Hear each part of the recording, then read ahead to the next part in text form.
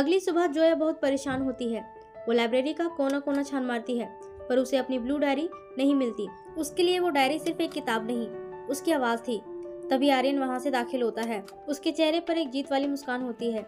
वो जानता है कि उसने कल रात 100 पर जो जादू चलाया था, उसका राज इसी डायरी में है। आर्यन कहता है, कुछ ढूंढ रही हैं आप? शायद ये। आर्यन डायरी ऊपर उठाता है। जोया डायरी देखते ही आर्यन की तरफ लपकती है, पर आर्यन उसे थोड़ा परेशान करता है। जोया का चेहरा गुस्से से लाल हो जाता है। वो बोल तो नहीं सकती, पर उसकी आंखें आर्यन को बुरा भला कह रही होती है। वो एक कागज पर झटपट लिखती है, किसी ने सिखाया नहीं कि दूसरे की निजी चीजों को छूना चोरी होता है। आपने मेरी बातें पूरे शहर को सुना दी। आर्यन सीरियस होकर कहता है, मैंने चोरी नहीं की, मुझे ये मिली थी। और सच कहूँ तो तुम्हारी बातों ने कल कितने लोगों के टूटे दिल को सुकून दिया है, तुम्हें अंदाजा भी नहीं है। आर्यन को अपने शो की टीआरपी बनाए रखने के लिए जोया की लिखावट की जरूरत होती है। वो जोया के सामने एक ऑफर रखता है। आर्यन कहता है, मैं तुम्हारी डायरी वापस कर दूंगा, पर एक शर्त पर। तुम हर रोज मेरे शो के लिए एक छोटा सा किस्सा या शायरी लिखोगी। बदले में मैं तुम्हें वो सब सिखाऊंगा जो तुम बोलकर नहीं कह सकती। जोया पहले मना कर रही होती है, पर आर्यन उसे बताता है कि कैसे उसका 100 लोग हॉस्पिटल में और लोग सड़कों पर और तन्हाई में सुनते हैं। जोया का नरम दिल पिघल जाता है। वो हाँ कर देती है। रात को आर्यन स्टूडियो में होता है। जोया ने उसे एक नया पन्ना भेजा होता है। आर्यन माइक ऑन करता है और कहता है, आज की बात उनके नाम जो खामोश रहकर भी सब समझते हैं। मेरी खामोशी घमंड नहीं, एक इंतजार है उस शख्स का जो मेरी आंखों की बातों को पढ़ सके। रेडियो पर ये सुनते ही जोया अपने कमरे की खिड़की के पास बैठकर मुस्कुराती है। पहली बार उसे लगता है कि कोई है जो उसकी खामोशी को सुन रहा है। आसमान हल्का गुलाबी हो रहा होता है। शाम के वक्त में आर्यन ने लाइब्रेरी की छत पर थोड़ी सी सजावट की होती है। कुछ पुरानी लाइट्स और एक छोटा सा रेडियो बज रहा होता है। जोया वहाँ आती है और हैरान रह जाती है। उसने कभी नहीं सोचा था कि उसके लिए कोई इतना करेगा। आर्यन मुस्कुराते हुए कहता है, हैरान मत हो, ये सिर्फ इसलिए है क्योंकि तुम्हारे वजह से मेरे शो की रैंकिंग नंबर 1 हो गई है। तो ये एक छोटी सी ट्रीट है। दोनों छत की मंदिर पर बैठते हैं। जोया अपनी डायरी निकालती है और लिखती है, आप हर बात को बिजनेस क्यों बना देते हैं? क्या बिना किसी वजह के किसी को खुश नहीं किया जा सकता? आर्यन उसे पढ़ता है और थोड़ी देर चुप रहता है। वो जोया की तरफ मुड़ता है। उसकी आंखों में एक अजीब सी चमक होती है। आर्यन कहता है, सिखाया ही नहीं किसी ने, बचपन से बस जीतना और आगे बढ़ना सीखा है। पर तुम्हारे साथ बैठकर लगता है कि रुकना भी बुरा नहीं है। तभी ठंडी हवा चलती है और जोया के बाल उसके चेहरे पर आ जाते हैं। जोया उन्हें हटाने की कोशिश करती है, पर उसके एक हाथ में डायरी होती है। आर्यन धीरे से अपना हाथ बढ़ाता है और जोया की जुल्फों को उसके कान के पीछे कर देता है। दोनों की नजरें मिलती है। जोया की सांसें तेज हो जाती है। वो पहली बार आर्यन के इतने करीब हुई है।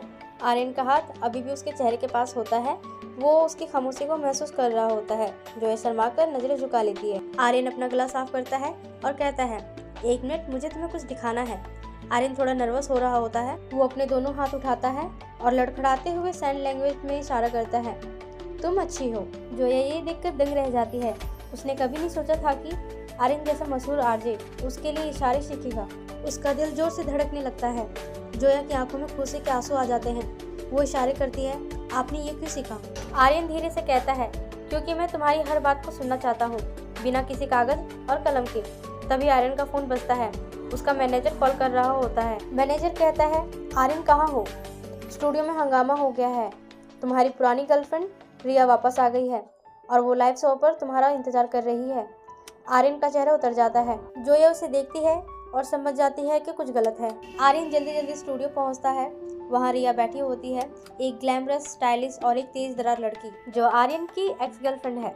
रिया आर्यन को गले लगाते हुए कहती है, सरप्राइज आर्यन, मैंने सुना तुम्हारा शो टॉप पर है, तो मैंने सोचा अपने पुराने पार्टनर को कॉन्ग्रेचुलेट कर दूं। आर्यन थोड़ा अनकंफर्टेबल होता है। वो बार बार बाहर खड़ी जोया की तरफ देखता है, जो आर्यन की फटी हुई शर्ट का बटन लगाने के लिए सुई धागा लेकर पीछे पीछे आई थी। जोया स्टूडियो के ग्लास डोर के बाहर खड़ी होती है। वो देखती है कि कैसे रिया बेहिचक आर्यन से बात कर रही है, हंस रही है और उसके कंधे पर हाथ रख रही है। जोया को पहली बार अपनी खामोशी से नफरत होने लगती है। उसे लगता है कि वो कभी रिया की तरह आर्यन से इतनी बातें नहीं कर पाएगी, ना ही उसे हंसा पाएगी। रिया स्टूडियो से बाहर आती है और जोया को देखती है। जोया थोड़ा नर्वस होकर अपना सर झुका लेती है। रिया आर्यन से कहती है, ये कौन है आर्यन? तुम्हारी नई मेड? आर्यन गुस्से में कहता है, रिया बदतमीजी मत करो, ये जोया है, मेरी राइटर। रिया एक कुटिल मुस्कान के साथ जोया के पास जाती है। रिया कहती है, ओह राइटर, तो तुम बोलती क्यों नहीं? क्या मेरी आवाज़ सुनकर डर गई? जोया अपनी डायरी निकालने की कोशिश करती है, पर उसके हाथ कांप रहे थे। वो बस वहाँ से भाग जाती है। आर्यन रिया को वहीं छोड़कर जोया के पीछे भागता है। वो उसे बारिश में पकड़ लेता है। आर्यन कहता है, जोया रुको, उसका मतलब वो नहीं था, वो ऐसी ही है।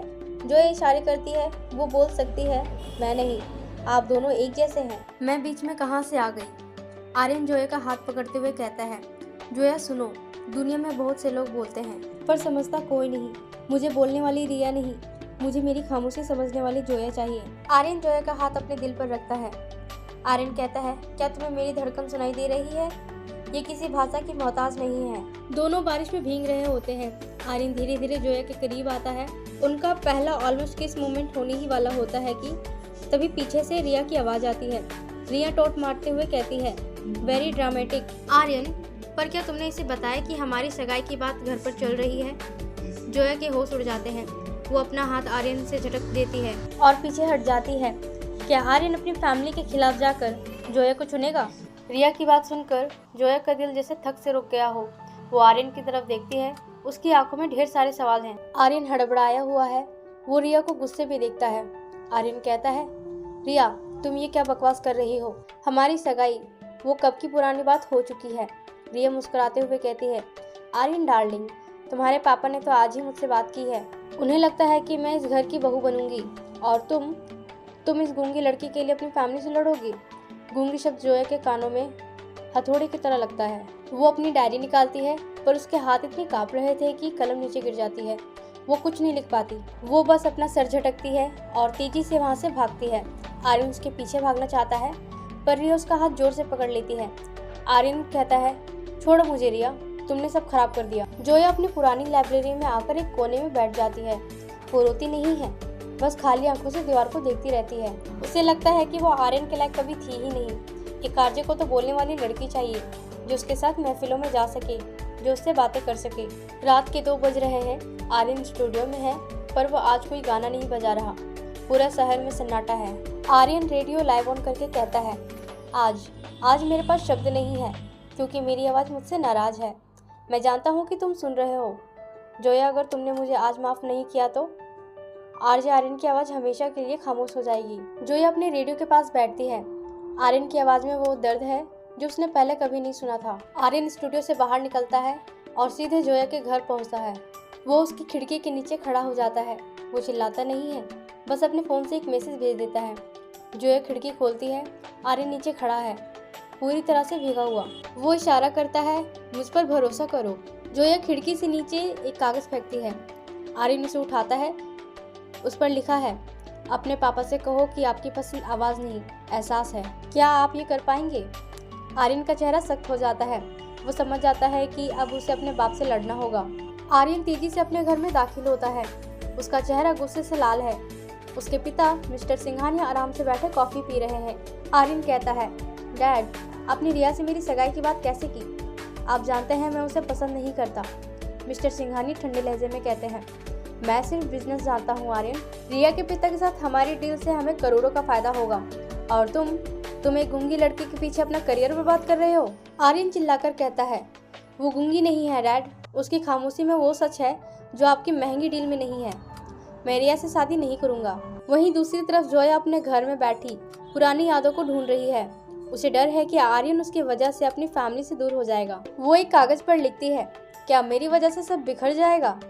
रिया लाइब्रेरी पहुंचती है जहां जोया काम करती है। वो जोया के हाथ से उसकी डायरी छीन लेती है और उसे फाड़ने की धमकी देती है। रिया कहती है, देखो जोया, तुम सिर्फ एक कहानी हो जो आर्यन अपने रेडियो पे सुनाता है। असल जिंदगी में तुम उसके लिए एक बोझ के सिवा कुछ नहीं। अगर तुम सच में उससे प्यार करती हो तो उसे छोड़ दो। रात को आर्यन स्टूडियो में होता है। वो आज कोई स्क्रिप्ट नहीं पढ़ रहा। आर्यन माइक पर कहता है, दोस्तों, आज मैं एक आरजे की तरह नहीं, एक बेटे और एक प्रेमी की तरह बात कर रहा हूँ। लोग कहते हैं कि प्यार करने के लिए आवाज़ की ज़रूरत होती है, पर आज मैं ये साबित करूँगा कि प्यार एहसास से होता है। जोया, अगर तुम सुन रही हो तो याद रखना, मैं पीछे नहीं हटूंगा। मिस्टर सिंघानिया फ़ोन पर किसी से बात करते हुए कहते हैं, उस लाइब्रेरी को कल सुबह तक गिरा दो। ना रहेगी वो लाइब्रेरी, ना रहेगी वो लड़की। जोया लाइब्रेरी के बाहर खड़ी है और वो बुलडोज़र को अपनी तरफ आते हुए देखती है। बुलडोजर की गड़गड़ाहट से पूरा इलाका गूंज रहा है। जोया लाइब्रेरी के दरवाजे पर खड़ी है। उसकी आंखों में डर है, पर वो हटती नहीं है। वो इशारा करती है, रुक जाओ। पर बुलडोजर चलाने वाला ड्राइवर मिस्टर सिंघानिया का आदमी है। वो नहीं रुकता। आर्यन अपनी कार तेजी से वहां लाता है और ब्रेक मारता है। वो कार से निकलकर सीधा बुलडोजर के आगे खड़ा हो जाता है। आर्यन गुस्से में कहता है, अगर ये लाइब्रेरी गिरेगी तो पहले ये मशीन मेरे ऊपर से गुजरेगी। रोको इसे। ड्राइवर डर के मशीन रोक देता है। आर्यन जोया के पास जाता है और उसे जोर से गले लगा लेता है। जोया काँप रही होती है। उसके आंसू आर्यन की शर्ट को भिगो देती है। दूर खड़ी रिया ये सब देख रही होती है। वो समझ जाती है कि आर्यन को डराने से काम नहीं चलेगा। वो चुपके से लाइब्रेरी के पीछे वाले हिस्से में आग लगा देती है। धीरे धीरे लाइब्रेरी से धुआं निकलने लगता है। जोया चिल्लाने की कोशिश करती है, पर उसकी आवाज़ नहीं निकलती। वो पागल की तरह अंदर भागती है। जोया अंदर जाती है क्योंकि वहाँ उसकी माँ की आखिरी निशानी और वो ब्लू डायरी है जिसमें आर्यन के लिए उसके दिल की हर बात लिखी है। आग तेजी से फैल रही होती है। एक जलता हुआ लकड़ी का टुकड़ा जोया के ऊपर गिरने वाला होता है। आर्यन अंदर कूदता है और जोया को धक्के से बचा लेता है, पर वो टुकड़ा आर्यन के कांधे पर गिर जाता है। वो दर्द से कराह उठता है। जोया आर्यन को इस हाल में देखकर पहली बार अपने गले से चीख निकालने की कोशिश करती है। चारों तरफ आग है। आर्यन दर्द से जमीन पर गिरा हुआ है। जलता हुआ सहतेर उसके कंधे को दबा रहा है। जोया पागल की तरह उसे उठाने की कोशिश करती है, पर वो अकेली इतना वजन नहीं उठा सकती। जोया इशारों में कहती है, आर्यन उठिए, होश में आइए। आर्यन की आंखें बंद हो रही है। धुआं उसके फेफड़ों में भर रहा है। आर्यन बेहोश होते हुए कहता है, जोया भागो यहाँ से, मेरी परवाह मत करो। डायरी ले लो और जाओ। जोया ने वो ब्लू डायरी उठाई, पर वो वहाँ से हिली नहीं। उसने पूरी ताकत लगा दी आर्यन को खींचने में। उसकी आंखों से बेहिसाब आंसू गिर रहे होते हैं। वो रोना चाहती है, चिल्लाना चाहती है, पर गले से सिर्फ एक सरसराहट निकल रही है। बाहर अचानक बिजली कड़कती है और जोरदार बारिश शुरू हो जाती है। कुदरत भी जैसे जोया का साथ दे रही है, पर आग इतनी भयानक है कि बारिश का असर कम है। जोया ने देखा कि आग का एक और हिस्सा आर्यन के ऊपर गिरने वाला है। उस पल मौत को इतने करीब देखकर जोया के अंदर कुछ टूटा। बरसों का दबा हुआ दर्द एकदम से उबालकर बाहर आया। जोया ने अपनी आंखें बंद की और अपनी पूरी रूह की ताकत से चिल्लाई, आर्यन। लाइब्रेरी की दीवारों से टकराकर ये आवाज़ गूंजी। आर्यन की आंखें पल भर के लिए खुली। उसने सुन लिया था जोया की पहली आवाज़, उसका नाम। आर्यन में जैसे जान आ गई। वो थोड़ा जोर लगाता है और जोया की मदद से वो दोनों जलती हुई लाइब्रेरी से बाहर गिरते हैं। बाहर लोग और फायर ब्रिगेड पहुंच चुके होते हैं। दोनों बारिश में भीगते हुए, मिट्टी में सने हुए एक दूसरे को देखते हैं। जोया हाँप रही है। वो अपने गले को पकड़ती है। उसे यकीन नहीं हो रहा कि उसने अभी क्या किया। आर्यन कमजोर आवाज़ में कहता है, तुमने मेरा नाम लिया जोया। जोया बोलने की कोशिश करती है, पर दोबारा आवाज़ नहीं निकलती। वो सिर्फ रोने लगती है। क्या ये सिर्फ एक पल का मिरेकल था या जोया की आवाज़ हमेशा के लिए वापस आ गई है? आर्यन बेड पर लेटा हुआ है। उसके कंधे पर पट्टी बंधी हुई है और चेहरे पर कुछ खरोंचे हैं। जोया ठीक उसके बगल में एक कुर्सी पर बैठी है। वो सोई नहीं है, बस आर्यन के चेहरे को एकटक देख रही है, जैसे यकीन कर रही हो वो जिंदा है। आर्यन धीरे धीरे अपनी आंखें खोलता है। कमरे में हल्की रोशनी है। वो देखता है कि जोया ने उसका हाथ जोर से पकड़ रखा है, जैसे डर रही हो कि वो छोड़ देगा तो वो कहीं गायब हो जाएगा। आर्यन बहुत धीमी आवाज़ में कहता है, जोया तुमने मेरा नाम लिया था ना? जोया शर्माकर नजरें झुका लेती है। वो बोलने की कोशिश करती है, पर अभी भी आवाज़ दबी हुई है। वो अपनी डायरी निकालती है, पर आर्यन उसका हाथ रोक देता है। जोया का हाथ अपने दिल पर रखता है, बिल्कुल वैसे ही जैसे पहले किया था। आर्यन कहता है, अब डायरी की जरूरत नहीं है। तुम्हारी वो एक चीख मेरे लिए दुनिया की सबसे खूबसूरत शायरी थी। जोया, मैं तुमसे। आर्यन बात पूरी करने ही वाला होता है। जोया उसके हाथों पर अपनी उंगली रख देती है। वो नहीं चाहती कि आर्यन इतनी तकलीफ में कुछ कहे। वो इशारे करती है, पहले ठीक हो जाइए, फिर मैं सब सुनूंगी। तभी कमरे का दरवाज़ा जोर से खुलता है। रिया अंदर आती है। उसके पीछे मिस्टर सिंघानिया भी हैं। रिया एक्टिंग करते हुए कहती है, ओ माय गॉड आर्यन, तुम्हारी ये हालत इस गूंगी लड़की की वजह से हुई है। अंकल देखिए, इसने आर्यन की जान खतरे में डाल दी। मिस्टर सिंघानिया गुस्से में कहते हैं, आर्यन तुम्हारे लिए ये लड़की सही नहीं है। चलो मेरे साथ, हम लंदन जा रहे हैं तुम्हारे ट्रीटमेंट के लिए। आर्यन मुश्किल से उठने की कोशिश करता है। वो जोया का हाथ पकड़ता है और सबके सामने कहता है, डैड लंदन जाना है तो जाइए, पर मैं कहीं नहीं जा रहा। मैं अब वहीं रहूँगा जहाँ जोया होगी, क्योंकि अब ये मेरे राइटर नहीं मेरी जिंदगी है। जोया की आंखों में खुशी के आंसू आ जाते हैं। रिया का चेहरा गुस्से से नीला पड़ जाता है। रिया हॉस्पिटल के कॉरिडोर में खड़ी किसी को फोन लगाती है। जो आग लाइब्रेरी में लगी थी वैसी ही आग अब मुझे जोया की जिंदगी में लगानी है। उसके पास्ट के बारे में पता करो। रिया एक पुराने धूल से भरे कमरे में खड़ी है। उसके सामने एक आदमी बैठा है जो जोया के पुराने शहर से आया है। रिया को एक पुरानी न्यूज़पेपर की कटिंग देता है। रिया मुस्कुराते हुए कहती है, तो ये बात है, जोया ने इतना बड़ा हादसा छुपाया। आर्यन को जब ये पता चलेगा कि जोया की वजह से उसके अपनों की जान गई थी तो वो उसे नफरत करने लगेगा। जोया हॉस्पिटल से वापस घर आ गई है। वो अपनी वो ब्लू डायरी खोलती है जिसे उसने आग से बचाया था। उसकी आखिरी पन्नों में कुछ पुरानी फोटोज हैं जो जली हुई है। वो उन्हें देखकर रोने लगती है। उसे वही पुरानी चीखें सुनाई देने लगती है। आर्यन चुपके से जोया के घर पहुंचता है। वो उसे खुश करना चाहता है। वो खिड़की से देखता है कि जोया रो रही है और उसने एक पुरानी फोटो पकड़ रखी है। आर्यन अंदर आता है। जोया हड़बड़ाकर फोटो छुपा लेती है। आर्यन कहता है, जोया क्या हुआ, तुम रो क्यों रही हो, क्या मुझसे भी कुछ छुपाओगी अब? जोया सिर हिलाती है, नहीं, पर उसकी आंखें सच बोल रही है। तभी दरवाजा खुलता है और रिया वहां पहुंच जाती है। उसके हाथ में वो न्यूज़पेपर की कटिंग है। रिया कहती है, आर्यन मत फंसना उसकी मासूमियत में। पूछो इससे क्या हुआ था 5 साल पहले शिमला में। पूछो इससे कि वो आग जिसने इसका परिवार खत्म किया वो किसकी वजह से लगी थी। आर्यन हैरान होकर जोया को देखता है। जोया का चेहरा सफेद पड़ जाता है। रिया चिल्लाते हुए कहती है, इसने खुद वो आग लगाई थी। इसकी लापरवाही ने इसके माँ बाप की जान ली। तभी से ये गूंगी होने का नाटक कर रही है। ये अपने गुनाह का बोझ नहीं उठा पा रही। जोया कांपने लगती है। वो बोलने की कोशिश करती है पर उसके गले से सिर्फ दर्द भरी सरसराहट निकलती है। वो आर्यन का हाथ पकड़ने की कोशिश करती है पर आर्यन एक कदम पीछे हट जाता है। उसके दिमाग में ढेर सारे सवाल घूम रहे हैं। आर्यन धीरे से कहता है, जोया क्या ये सच है? क्या तुमने मुझसे इतना बड़ा सच छुपाया? जोया ने जोर से अपना सर झुका लिया और रोने लगी। आर्यन बिना कुछ कहे वहां से निकल जाता है। जोया वहीं जमीन पर गिर जाती है। एक छोटा सा सुंदर लड़की का घर, चारों तरफ बर्फ गिरी है। जोया बहुत चुलबुली है। वो गुनगुना रही है और बोल रही है, हाँ जोया पहले बोलती थी। जोया अपनी माँ से कहती है, माँ देखिए ना, आर्यन का शो शुरू होने वाला है। वो मेरा फेवरेट आरजे है। यहाँ रिवील होता है कि जोया आर्यन को तब से जानती थी जब वो सिर्फ एक नया आरजे था। जोया ने किचन में मोमबत्ती जलाई थी क्योंकि लाइट चली गई थी। उसका ध्यान रेडियो पर आर्यन की आवाज़ सुनने में था। तभी उसका छोटा भाई ने खेलते खेलते उस मोमबत्ती को गिराया और पर्दा पकड़ लिया। आग तेजी से फैली। जोया ने कोशिश की सबको बाहर निकालने की। उसने अपने भाई को तो बचा लिया पर जब वो अपने माँ बाप के पास पहुंची तब तक घर गिर चुकी थी। जोया चिल्लाते हुए कहती है, माँ पापा आंखें खोलिए।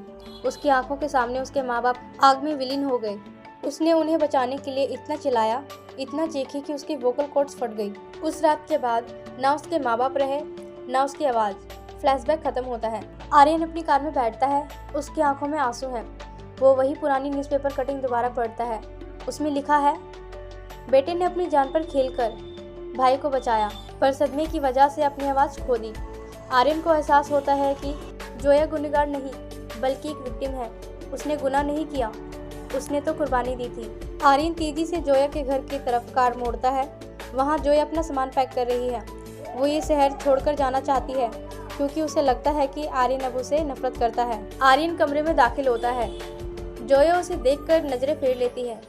आर्यन गले लगाते हुए कहता है, माफ़ कर दो जोया, मैं भूल गया था कि तुम्हारी खामोशी में कितना दर्द छुपा हुआ है। रिया ने जो कहा वो झूठ है। तुम्हारी आंखें जो कह रही है वही सच है। जोया आर्यन के सीने से लगकर रोने लगती है पर तभी खिड़की के बाहर रिया खड़ी होती है। उसके हाथ में एक महलोन कागज है। रिया कहती है, एंजॉय कर लो ये पल, क्योंकि कल सुबह तुम्हारी ये लाइब्रेरी और ये घर दोनों मेरे नाम होने वाला है। सुबह का वक्त है। रिया के भेजे हुए लोग लाइब्रेरी के बाहर डेमोलिशन का नोटिस चिपका देते हैं। जोया परेशान है। वो आर्यन को ढूंढती है पर आर्यन कहीं नजर नहीं आता। उसका फ़ोन भी बंद है। रिया अपने घर पर एक पार्टी रख रही है। मिस्टर सिंघानिया भी वहाँ है। रिया कहती है, अंकल देखिए, कल तक वो ज़मीन हमारी होगी। फिर आर्यन के पास, उस गूंगी लड़के के पास जीने का कोई बहाना नहीं बचेगा। रात के 9 बजते हैं।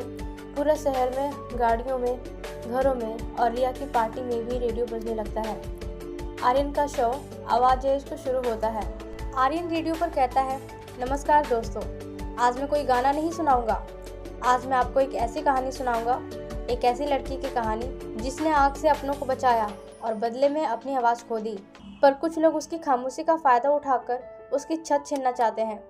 आर्यन रेडियो पर एक ऑडियो क्लिप चला देता है। ये वही रिकॉर्डिंग है जब रिया ने लाइब्रेरी में आग लगाई थी और फ़ोन पर अपने गुंडे से बात की थी। उस समय आर्यन ने लाइब्रेरी में छुपा हुआ माइक लगाया था। ऑडियो क्लिप में रिया की आवाज़ होती है और कहती है, मैंने आग लगा दी है, बस वो डायरी और कागज़ मिलने चाहिए। जोया को सड़क पर ला दो। पार्टी में सन्नाटा छा जाता है। मिस्टर सिंघानिया शर्म से सर झुका लेते हैं। रिया का चेहरा डर के मारे पीला पड़ जाता है। पुलिस रिया की पार्टी में पहुंचती है। आर्यन स्टूडियो से निकलकर सीधा लाइब्रेरी पहुंचता है, जहां जोया रेडियो पकड़कर रो रही है। आर्यन उसे देखता है और मुस्कुराता है। वो उसके पास जाता है और घुटनों के बल पर बैठकर एक रिंग निकालता है। आर्यन कहता है, जोया, दुनिया की आवाज़ एक तरफ और तुम्हारी खामोशी एक तरफ। क्या तुम इस आरजे की आवाज़ बनोगी हमेशा के लिए? जोया के पास शब्द नहीं है, पर वो पहली बार बिना किसी डायरी के आर्यन की आंखों में देखकर अपना सर हाँ में हिला देती है। रिया के जेल जाने के बाद मिस्टर सिंघानिया को अपनी गलती का एहसास होता है। वो लाइब्रेरी पहुंचते हैं, जहां आर्यन और जोया सफाई कर रहे हैं।